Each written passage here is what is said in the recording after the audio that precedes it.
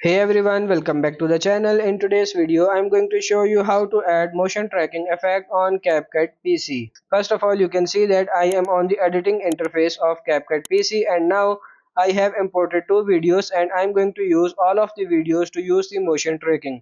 So you have to drag the videos to the first timeline, then you can add just a length if you want. So for the demonstration, I'm going to make this video short for the easy processing. Now you have to copy this video, just left click and copy and then simply paste it. You can use shortcut keys as well. Now you have to drag the video to the second timeline, just have the original one.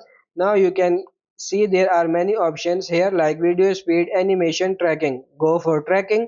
There are two options, none and motion tracking. Click on this motion tracking and you can see there are many options like direction. You can select both or forwards or backward direction which you want, and you can also enable or disable this skill. It is better to enable it.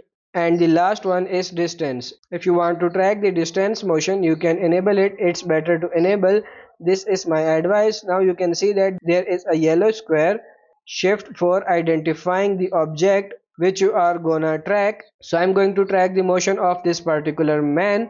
Now you can see this start button. If you just simply tap on this start button, it will start tracking. You can see that it's tracking. It may take some time. We have to wait patiently until the tracking is finished. That's all. The tracking has been finished. Now let's see how it looks. So you can see that how it's look. So that's how you can use motion tracking on CapCut PC. I hope this video was helpful. If it is, like it and subscribe to the channel. Thank you.